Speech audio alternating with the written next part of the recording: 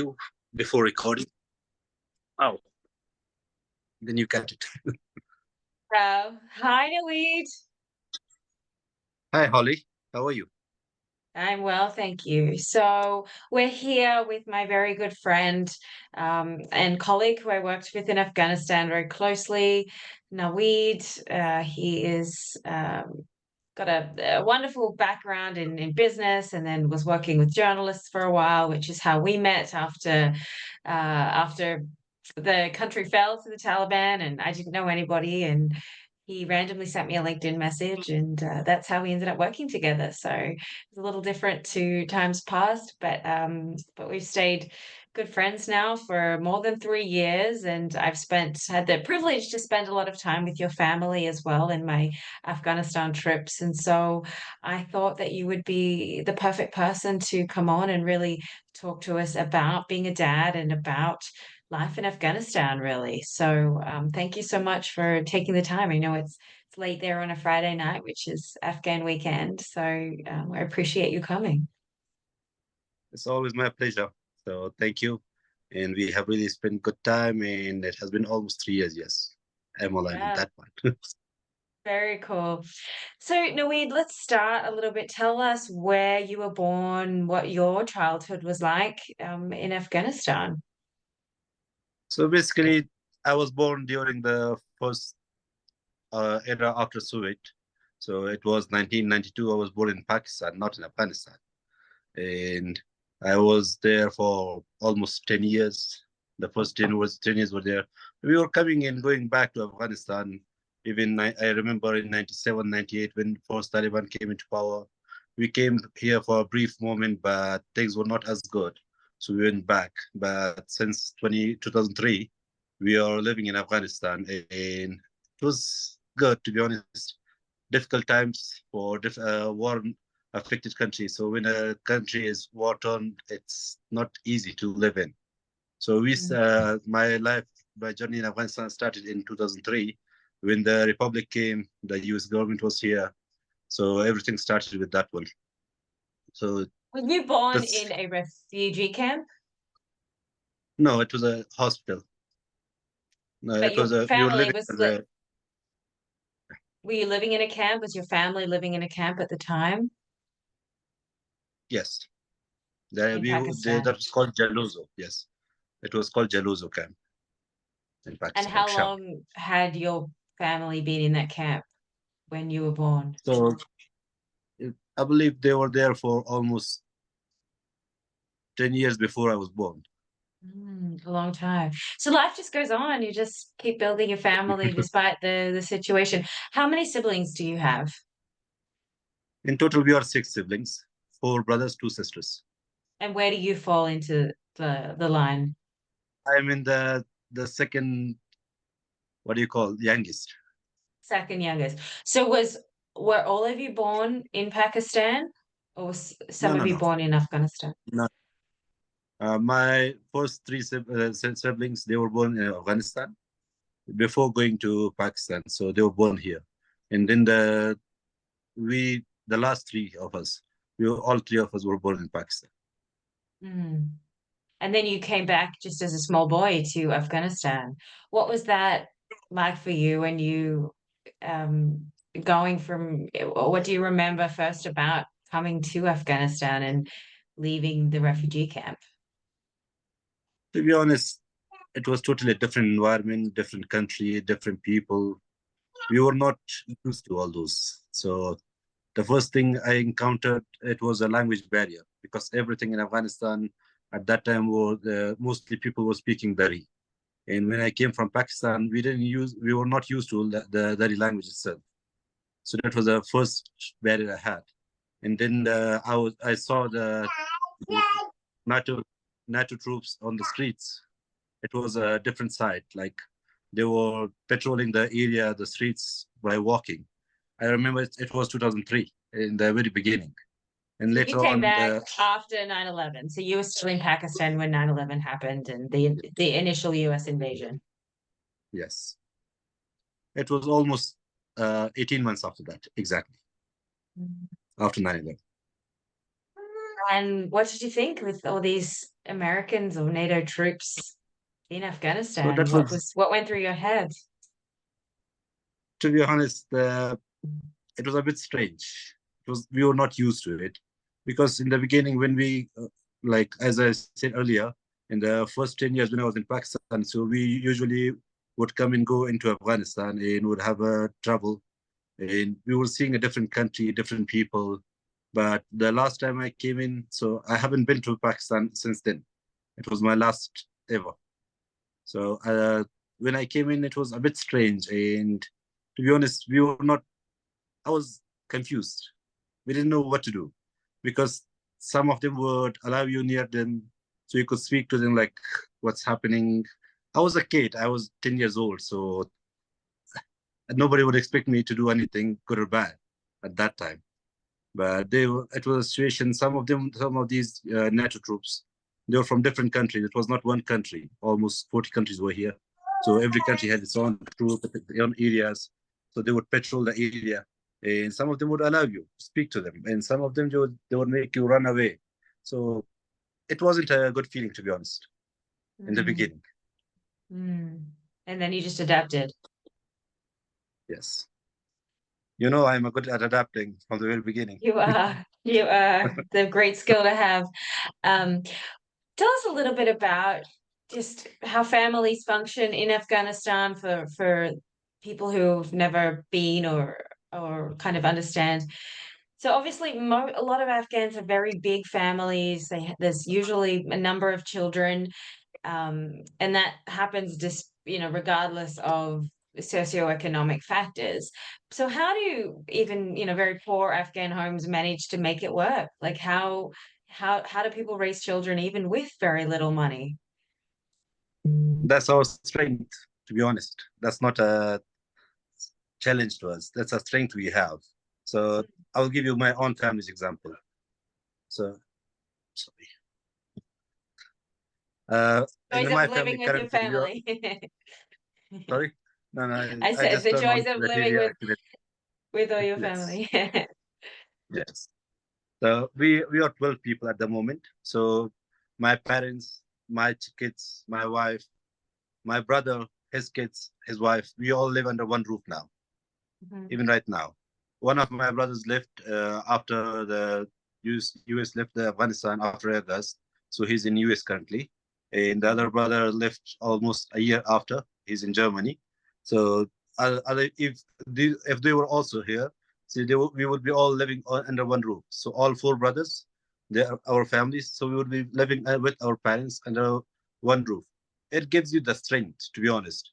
So in Afghanistan, the economic condition is not that good, and everybody has its own challenges. At the moment, either I'm doing good or my brother is doing good, or our third brother is doing good. So someone is doing something, so it keeps us going. That's a power the unity has given us. So to be So honest, someone when in you the family support. So you sort of it is a village because everybody's supporting everybody else, kind of thing. Is yes, that how that works? yes, So if one particular family member is making money, he's not just supporting his immediate family, he's supporting his siblings and his nieces and nephews and the parents. So it's much more communal than how it typically is in the West. yes, So we're freezing a little it's bit. much more communal. Can you hear me? Yeah, I can hear you just freezing up a little bit, but Oh, good now. so you would expect that from Afghan internet, so don't worry. I'm actually Yes. quite impressed with the Afghan internet. It was often better than my own connection, so on Yes. any given day. But yeah. So the thing is, we work it that way. We don't face problems. That's beautiful. And then, meals are all very much shared. It's you roll out the mat on the floor and everybody sort of sits together and shares a meal. It's not like you just sort of sit with your own plate. No. So we all share the meals, and like we just had dinner an hour ago. So all of us sit together. and it's kind of, it appeases us, it makes happy. Hmm. And sleeping arrangement, same thing. Everybody's sort of what you have men's room and then the women in one room, and then how does it work with the kids? No. It differs. So I have my own kids, my own family. I have three rooms in the house. So one is for the parents. So we are the parents. One is for my kids, and I have one extra room in case there's any guest or someone is coming in, or my family is growing up, so they will also need more rooms. So I already have a spare room. The same goes for my brother. He has four kids, so he has four rooms, and so that's how things are. Plus, on the when we have guests, on the guest side, yes, when guests are there, so males go into one room, females go into another room. So everybody enjoys their own time. We don't disturb each other's. Got a baby under my table. Just I pulling understand. things out. A sick baby, so bear with me. She's extra needy right now. She's just got a little cold, so she's wants to be close. If you want, we can take a small break and then come back. No, she's fine. You know, part of why I'm doing this podcast is because it's just normal. It's real life, you know. I am a full-time carer, and I just, yeah, I have to soldier through and find the balance. So we're good. You're good, baby. You're good. Um, so so is it customary then? It's customary for the brothers to live with their parents, and so the guys kind of all stay together and bring their wives into the family. Yes. So the So your girls go sister, to she's other with people's her home. husband's, your sisters are with their husbands' families, is that Yeah. correct? Yes. And do you get to see them So frequently? Is there a lot of interaction? we have interactions, but seeing is not an option at the moment for me because one of them is sitting in London, and another one is sitting in Pakistan. So Right, not okay, face to face, but online, yes. right. But the men always stay with the parents. Yes. Awesome. So that's how we grew up, and we are told from the very beginning that the parents hold the responsibility. So Mm, the boys need to stand up whenever the parents are getting older. So the boys need to stand up and provide for the family, and the mm, parents stay with the boys. mm. So that's always so. I guess in Afghan society, it's very traditional in this sort of traditional gender roles. The men go to work, they provide, and the women generally at home. I mean, I know there are certainly exceptions where some women work, and that changed a bit under the US occupation, but traditionally, with or without the Taliban, it's typical for the woman to stay at home and raise the children and raise a family.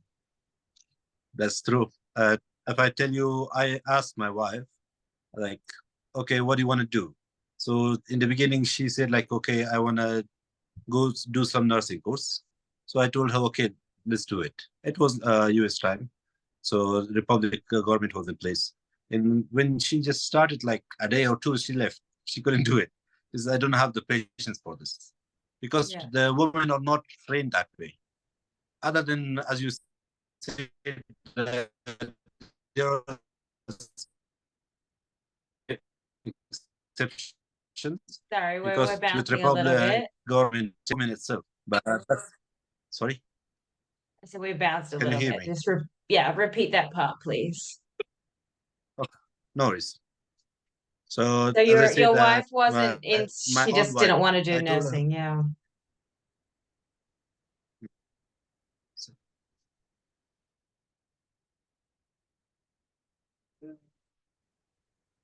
Is everything okay now? Oh, yeah.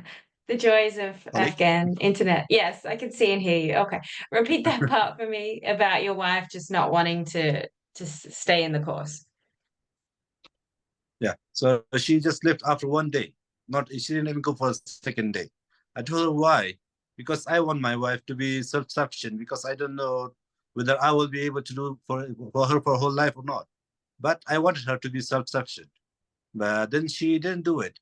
Then she said, okay, I'm going to do another thing. So she tried three, four things. Ultimately, she was convinced that she will be doing some tailoring and some Islamic education. So that's because generally the Afghan women, they are good in that field. They can make good clothes. They can make they do basic Islamic studies. So these two things, they are well aware of it and they know how to tackle it.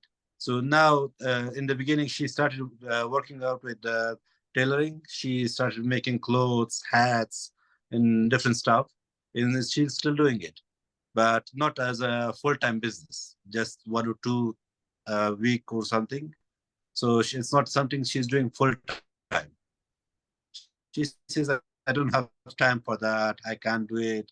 But the skill set and the mentality is there. In case something is happening, something's wrong, and I'm not able to do it. So I'm sure that she will be able to survive. At least that Mm. mentality has been built. And she But makes it's beautiful something, clothes. yes. So that's something you need to convince them. With the Republic government, when the US was here, so a lot of women started going out to jobs and everything. So, but things are back to the way it was before. Now, other than few NGOs and medical hospitals, you won't see women in many of the offices. Has that shift been? Tell us a little bit about the dynamic in Afghanistan now, and yeah, just how men and women are kind of contending with the Islamic Emirate in the different rules that they have as it pertains to girls and women. So the rules, they're getting tighter from the very beginning. So I believe it was 2 weeks ago, a new decree was published saying that hearing the sound of a woman, that's not permitted. Hearing only the sound, even they're going to the extreme levels.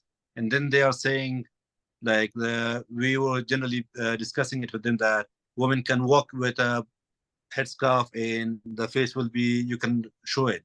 But they are saying no, full coverage. Even the voice shouldn't be heard by someone who is not her immediate family. So things are getting restricted. Things are getting tighter, and men, women, they are tackling it differently. To be honest, it's different people, different mindsets. So there are some people who who are like, okay, like magnets, like, okay, we are following your rules. But then there are people who have lived that life for a long time. People from Kandahar, Zabul, Nimroz, people from the south of Afghanistan generally, all of them, they have the same mentality with Taliban have. So nothing is changing for them. But people on the north side, many of them were liberal. They were trying to go to extreme limits. So things, they are being tackled differently, to be honest. So some men, some women do it one way, some do it a different way. It's not one idea for all of us. How is your wife and family feel about the changes? To be honest, nothing has changed for her. Mm. Nothing. So she wasn't doing an outside job. Earlier, she was not going for any education or anything, but now she started do the Islamic studies. She's going to a school, and she's actually, it was for my daughter because she was alone. She couldn't go out. So I told her, you also started. So both of them are doing going to the same school but studying different levels. Mm. How old are your girls now? So one is 6, another is 2.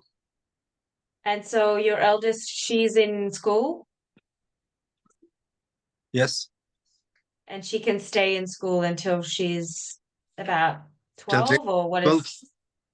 Yeah, till grade 6. So we don't know. But there is a How decree that a decree came, like, I believe 2 months ago, where the private schools, they can continue educating girls till higher levels. So that's another thing which we will be. To be honest, I'm happy for that. But my daughter will be able to at least graduate school. So higher levels, we'll see. Mm. How aware is your eldest daughter of, the situation? Does she understand sort of the limitations of, school and work, or is it just something that's sort of above her head because she's still too young? To be honest, she's growing up under Taliban government, so nothing is new to her. She was 3 when the republic fell down. So the U.S. government troops left and everyone else left. She was 3 years old. At that moment, she didn't know anything. But now she's growing up with this government, and everything to her is this government. Though when she was at school, her mother is telling me that another girl who was much older, almost 8 or 9 years old, so she told her, I want to start school from grade 1 once again. Mm. So just to stay in school for a longer time. Mm. Is there a lot of homeschooling happening for girls that can't go to school anymore or go to university? Is there, I know you and I, when I was there, we went to some homeschooling places that the volunteers were doing. Is that become more common now? That's being limited. They're closing mostly. They're just discovering them, I guess, underground schools and No, putting it's a not stop to about it. discovery. It's not about discovery. At that time, it was being financed. Now the Mm. financing is not there. Mm. Where is the Taliban getting most of its financing from now? How is it making money? How is it increasing taxes? What is happening? So they're making money in different ways. Taxes is one way. I believe they made around $2.5 billion last year in taxes only. How are Plus, they they are taxing now people that's different? Like I remember no, no, that was, no. you pay The for same. parking and things now in places which never No, used no, to be no, the case. no. All those things have been eliminated now, and it's Okay. all the same as Republic time. So you pay individual tax, salary tax. You pay the corporate tax. You pay for the and if you have a small store as well. Earlier, it was a case that you would understand like, okay, a small store, nobody would care about those in the public time. But under Taliban, they will not even allow a small cart which the people run through their hands. So they take it from one place to another with their hands. They are even being taxed now. It's Plus, yeah. they're also making money from private sector, a lot of money. So they are awarding mines for mining, and they are getting royalty from that. They are collecting uh, taxes in different forms. Custom fees are there. So they are collecting money in different ways. So every Mm. ministry now has a target to achieve certain monetary goals. So, for example, Ministry of Commerce, they need to meet a certain goal in order to stay alive. And the same goes for Ministry of Architects, Ministry of Interiors. So there are certain ministries like Ministry of Education, Ministry of Health. They don't collect money. They are the spending agencies. But there are other ministries which needs to collect money. So they are working on the private companies. It's kind of public-private partnerships. So there are certain uh, organizations which are 50% or 51% owned by the government. They're making money out of those. Yesterday, the TAPI project was started. So TAPI project will be making around $400 million a year. They will be paying to Afghanistan.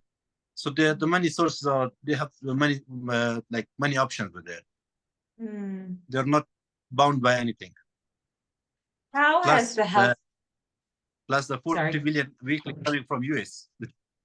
yeah, which is a big source of controversy. Um, Yeah. How do you, what would you say to people that are a bit upset about that? I mean, I have my own views in the sense that it's Afghans are struggling enough. I think, we don't need to make life harder, which is controversial in itself because people see that as giving money to the Taliban, but it's a lot more nuanced than what you're going to read in a news headline.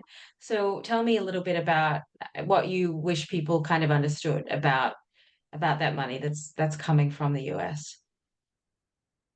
So, of what I understand, to be honest, the money doesn't go into Taliban's hand. They go directly to UN. So the UN, if they are supporting somehow Taliban, that's a different story. For example, if the Taliban are not making direct money, the government is not making, but there are people within Taliban who are making money out of it. For example, there will be UN needs a lot of things, a lot of logistics. So Taliban kind of indirectly, the higher authorities, they have made their own deals. So they give them some freedom, and then in return, they collect all the logistics from the UN authorities. For example, the cars, the trucks, the food, everything that UN needs, that's being supplied mostly by Taliban companies. That's another way to look at it. But I don't think it should be looked at it as a helping Taliban directly, because that money goes to common people. But logistics, that can be any company, that can be any business.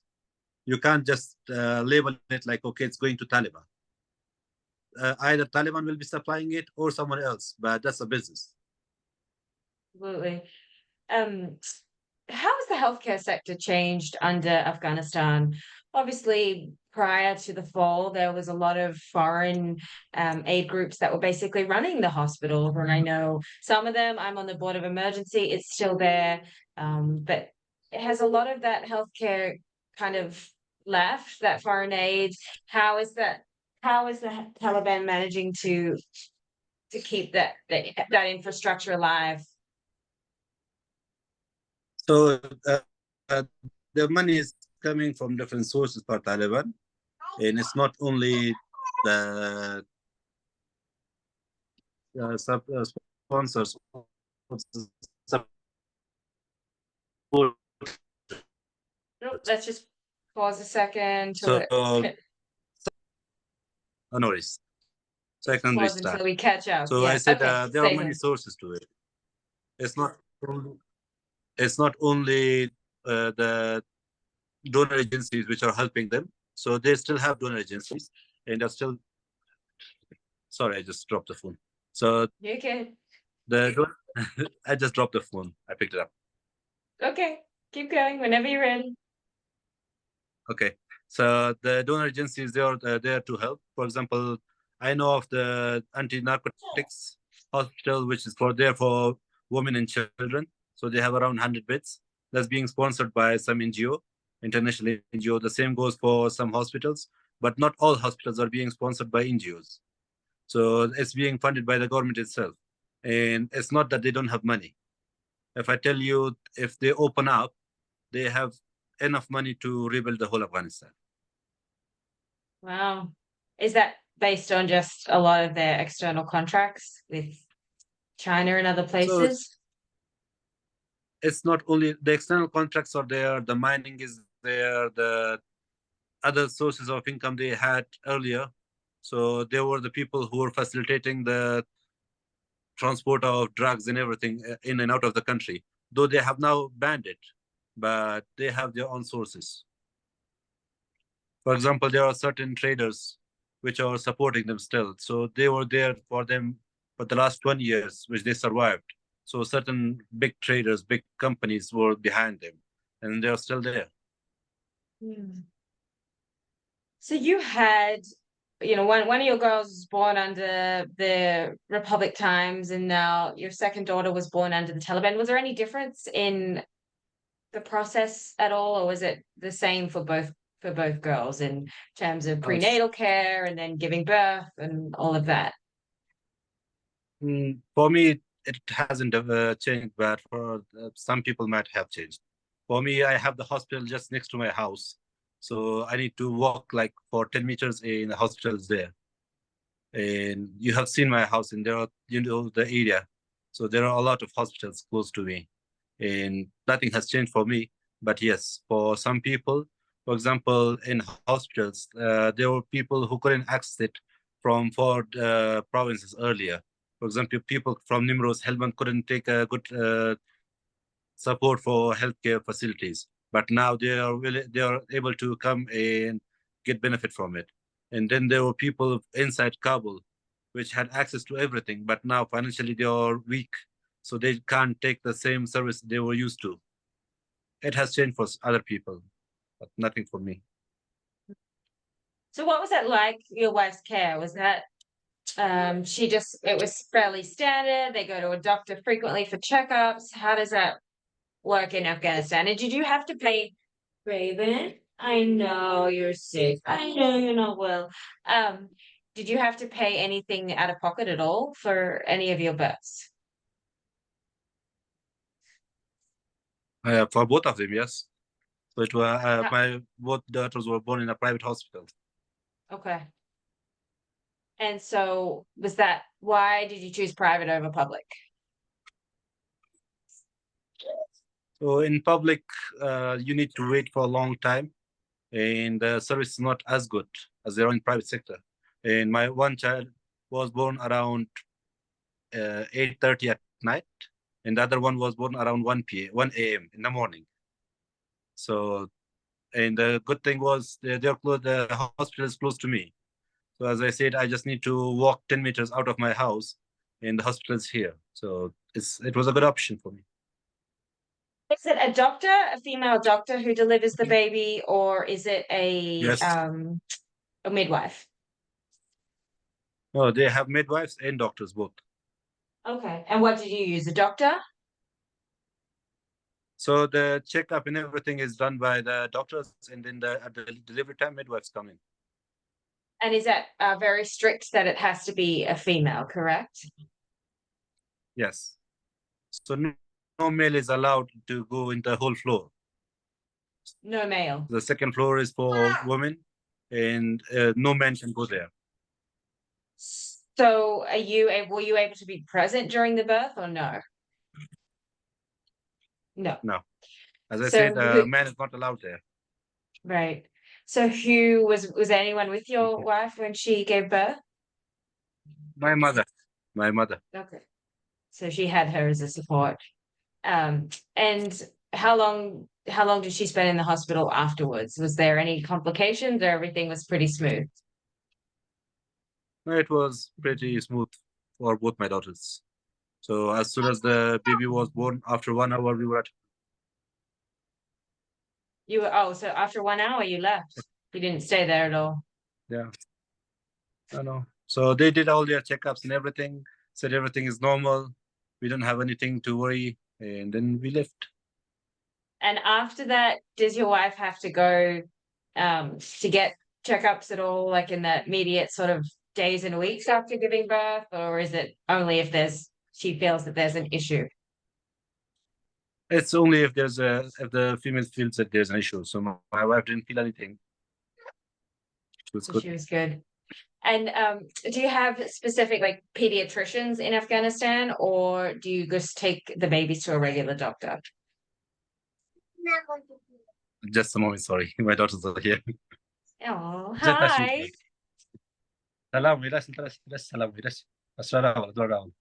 Just a moment. Which baby is that? Both of them are here. Oh. I brought them ice cream. Now they're telling me why aren't you eating ice cream with us? Hi. The little one, I So- remember when I got to nurse her when she was just a newborn. I have Yes. pictures. have Yeah, pictures. she was maybe like 5 or 6 weeks old. Hi. Hi. Hi. Hi. How are you Exactly, girls? Yeah, good. Hi. They're asking me to come and eat ice cream, so I told them like I'll come Oh, later. I brought them yeah. ice cream, so they are after me. Oh, such a sweet. Raven loves ice cream too. She's gonna be one, but yeah, ice cream she'll never say no to. So it's a good tool. So yeah, so keep going. So do you have a pediatrician or do you just take the girls to a regular doctor? No, we have pediatricians. We do have. And they do all the shots and everything? Yes. And So we have it's been easy to get all the we have vaccines? sorry. Has it been easy to get all the vaccines um, in Afghanistan, or is there some Uh, that you can't get? no, it's easy. It's like available publicly. There are government sponsored clinics which provides the vaccine. So even the private clinics, they don't charge anything for vaccine. They just do the vaccination. They will give you a card, and with that card, you get to the child to the hospital. They will see the terms like which vaccine is required, and then they will implement it. So that's easy. And is the healthcare costs of pediatricians and things, is that covered by the government, or do you have to through a private doctor for that as well? No, that's for private doctors. We need to pay. Mm. And is There are that in gotten the more public hospitals, expensive? but they are a bit expensive. Yes, they are available for free in public hospitals. But to be honest, I have never been to one. So I have been there for interviews and many other things, but I have never got treated there.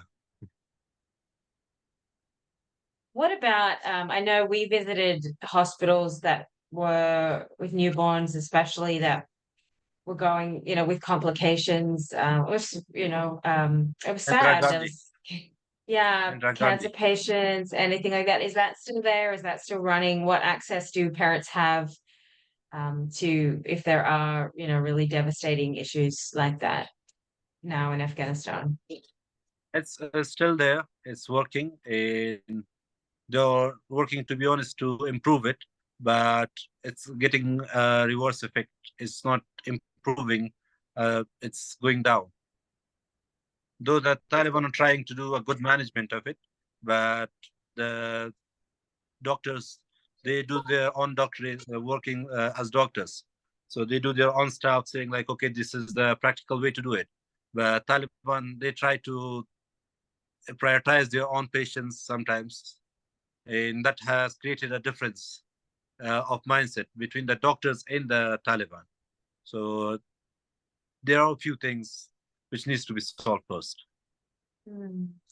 Um, Yeah, definitely. What is the corruption situation in Afghanistan now? Obviously, it was incredibly rife in Republic times, and in my view, was really the downfall of Afghanistan really stemmed from corruption and an inability to curb that. How would you say that sort of stands now? There's obviously a lot less money to be corrupt with, but is it still there, or is it much I less? hope I, I hope the podcast is never seen by any Taliban. It's increasing. Yeah, that's a shame to hear. That was one thing I was hopeful for that may be less, but that's a It, shame to hear. at smaller levels, it's good. Like in the beginning, when they came in, so it was good from top to bottom. But now the people from Republic, they got to the minds of this Taliban. Though everybody loves money, so now they have got trained, and now they know how to get it. Yeah, So that's available. I can't deny it because I do yeah, business and I'm facing it on everyday basis. So I can't say that it's yeah. not there. That's a shame. Okay, you're okay. Let me just pause it for 1 second. All right, back. Just had to get the baby settled. Yeah.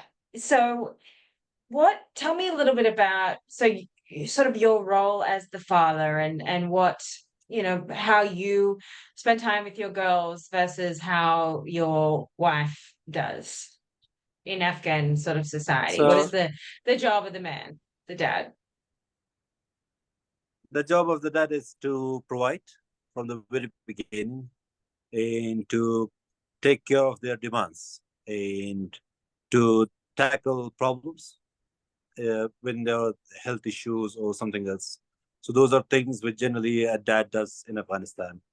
And then for the mom, she needs to look after the child at home because most of the time the child spends with the mom at home. It's not something the man does. So man is Mm. generally outside.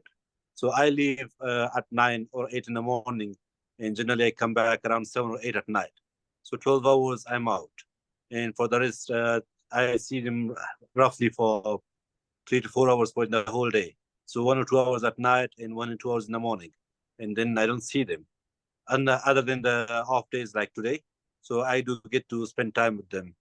And the mother needs to look after their routine activities, their education, their food, their every need. So that's who the mother, why the mother is uh, very much important to them. Like whenever you ask an Afghan boy, so if you ask them who you love more, they will say my mother. If you ask an Afghan girl, you'll say who you love more, so she's my father. It's, I believe it's a universal fact now.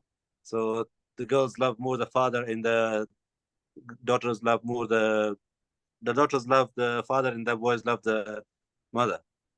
So Mm. sometimes even my wife argues with me, saying like, "Okay, I do take care of everything. I spend the whole time with them. I do everything. But at the end, when it comes to like who you love more, or when they show love, so that goes to the father." Daddy's girls. Yes. Yeah. Yeah, I mean you're a very hands-on dad with your girls, but is that how common do you say that is in Afghanistan? Um, is it okay for fathers to be very sort of affectionate and engaged with their children, or is there more of a sensibility of that's the mother's job? Uh, it depends from area into area in Afghanistan. So if you go to north or you go to Bamyan, where most of the Hazaras people live, that's one way. But if you go to the southwest, like Kandahar, Zabul, Nimroz, that's more of the mother's job. So affection, everything goes to mother. It depends on the area. So I live in the middle. I take care of all the angles. You do. Do you think you'll have more kids? Do you want more?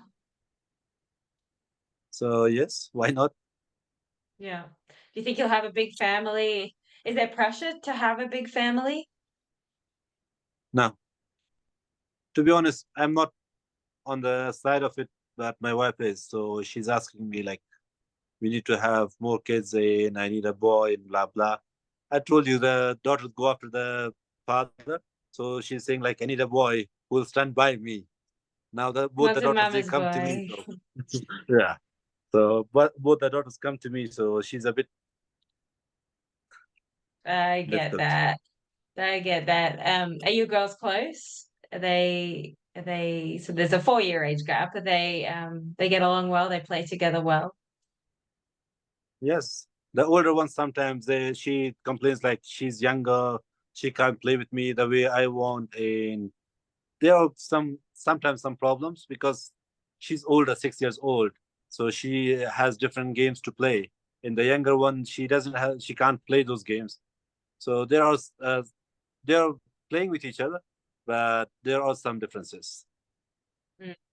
Yeah, it's a good age gap, but it's when they're that young, sometimes it feels like a long time. Um, but it's beautiful that they have each other to kind of be around. And I guess what would you say is your hope for your girls? Given the situation in Afghanistan now, are you hopeful to leave at some point? Do you think that you will stay there? Where do you see your future, and what do you want for your girls' lives?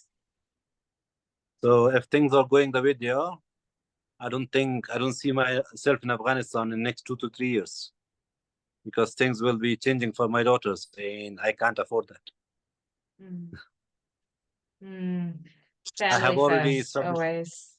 yeah, I have already established a company in UAE, and I'm trying to do some business there. If things go well, so possibly my base will shift.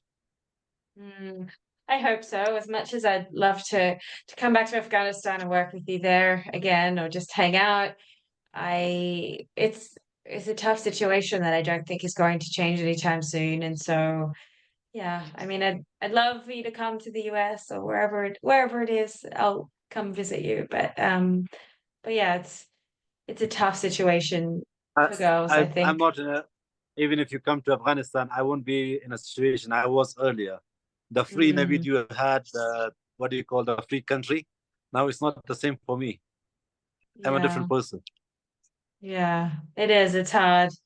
Um, and Afghanistan, even though I've spent a lot of time there under Taliban rule, it's been a couple of years, and even in that time, it's just changed significantly.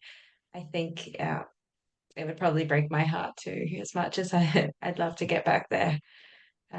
It's just, yeah, things are changing, and sadly, not for the better in my view, but people get by and they continue to do what they're doing as you are running a business, starting a business, doing whatever you can to survive, really.